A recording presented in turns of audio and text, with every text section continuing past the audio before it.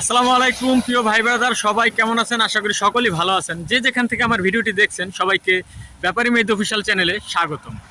তো ভাই, আমি আজকে লাওস সম্পর্কে কিছু কথা বলবো। বিশেষ করে মালয়েশিয়া এবং থাইল্যান্ডের পার্শ্ববর্তী রাষ্ট্র হচ্ছে লাওস। তো লাওস সম্পর্কে আমার ইউটিউব চ্যানেলে যথেষ্ট ভিডিও আছে। অনেক মানুষ, লক্ষ লক্ষ মানুষ আমার এই ভিডিওগুলো দেখছে, কারণ আমি লাওস সম্পর্কে সঠিক তথ্যগুলো আপনাদের মাঝে বিগত দিনে তুলে ধরছি। আপনাদের যদি বিশ্বাস না হয় আমার ইউটিউব চ্যানেলটা আপনারা ঘুরে ফিরে দেখবেন। এখন বিষয়টা হচ্ছে কি, যে আপনারা এই লাওসে আসতে চান, লাওসে আসার ক্ষেত্রে আপনার কি করণীয়, এই বিষয়ে কিন্তু আমার অনেক ভিডিও আছে। কিন্তু এখন বিষয়টা হচ্ছে কি, লাওসে আসার পর অনেকেই প্রতারিত হয়েছে, অনেক ঝামেলা হয়েছে, বা এরকমও হয়েছে, বা আগে একটা বেতন ছিল লাওসে 30-35 হাজার টাকা মানুষ বেতন পাইতো। কিন্তু বর্তমানে কিন্তু যারা কোনো কাজ জানে না, আনস্কিল, তারাও কনস্ট্রাকশন হেল্পার সেকশনে যায় 50,000 টাকা, 45,000 টাকা বাংলা টাকার বেতন পায়, থাকা খাওয়া ফ্রি পায়। এটা কারা? এটা হচ্ছে যারা ভালো মাধ্যম দিয়ে লাওসে আসে তারা।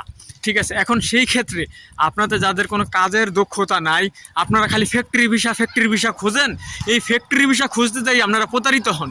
ঠিক আছে ভাই, একটা বিষয় হচ্ছে কনস্ট্রাকশন হেল্পার সেকশনে যদি আপনি আসেন, আপনি লাওসে ভালো থাকবেন ভাই। আপনি বিশ্বাস করেন আমার কথা, কারণ লাওসে যে সবাই খারাপ আছে এরকম না, লাওসে কিন্তু অনেকে খুব ভালো আছে। এখন বিষয়টা হচ্ছে, যদি আপনি বাংলাদেশ থেকে লাওসে আসতে চান, লাওসে আসার সময়টা খুবই অল্প, দেখা যায় 1-1.5 মাসের মধ্যে ফ্লাইট হয়ে যায়। তারপর হচ্ছে আপনার, যদি আপনি লাওসে আসেন, সবথেকে প্রথম যে ব্যাপার সেটা অবশ্যই দেখবেন যে বৈধ ম্যান পাওয়ার করে আসার যে ব্যাপারটা, অবশ্যই বৈধ ম্যান পাওয়ার করে বাংলাদেশ থেকে আসবেন। তাহলে আপনি আশা করি ভালো থাকবেন। তবে সর্বোপরি কথা হচ্ছে, আপনাকে ভালো মাধ্যম দিয়ে আসতে হবে ভাই। যদি আপনি একটি ভালো মাধ্যম দিয়ে লাওসে আসেন, আপনার লাওসে আসার জন্য যদি কোনো তথ্য সহায়তা, পরামর্শ বা আমার গাইডলাইন বা আমার হেল্প প্রয়োজন হয়, আমাকে নক দিবেন। এবং কি আমার বিগত দিনের ভিডিওগুলো আপনারা যাচাই বাছাই করবেন ইউটিউবে, যে আমি কি মানুষকে কেমন পরামর্শ দিছি বিগত দিনে, বা কি আসার বিষয়। আমি সব সময় মানুষের মাঝে একটি বৈদেশিক ব্যাপারে পজিটিভ নেগেটিভ সকল তথ্যগুলো তুলে ধরছি। কেন তুলে ধরছি? যাতে আমার দেশের মানুষগুলা ভালো থাকে, একটা জায়গায় যাতে ভালোভাবে পৌঁছতে পারে। আমি জীবনভর প্রবাসগামী যেই সকল ভাইরা আছে বাংলাদেশি, তাদেরকে হেল্প করে গেছি। এখন নিজের কথা নিজে কি বলবো, নিজের কথা আসলে নিজের বলা উচিত না, তবু এটা কেন বলি ভাই, এই অনলাইন জগতে পজিটিভ নেগেটিভ উভয় দিকই আছে। ঠিক আছে, এখন আপনার সেখান থেকে বাইসা নিতে হবে কে পজিটিভ কে নেগেটিভ।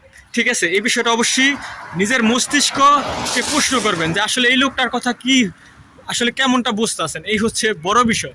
মিষ্টি কথা ভাই বহুত ঝামেলা থাকে, মিষ্টি কথা আমি বলতে পারি না। যারা আমার সাথে হোয়াটসঅ্যাপে বিগত দিনে যোগাযোগ করছে, অনেকে বলছে ভাই আপনি খুব স্ট্রেট কথা বলেন, এবং কি আপনার কথাগুলো একটু রাগান্বিত টাইপের। আরে ভাই, মিষ্টি কথা কইতে গেলে তো ঝামেলা, এসা তেসা এটা সেটা বানায় সানা অনেক কথা বলা যায়, কিন্তু সত্য সবসময় তিতা থাকে ভাই।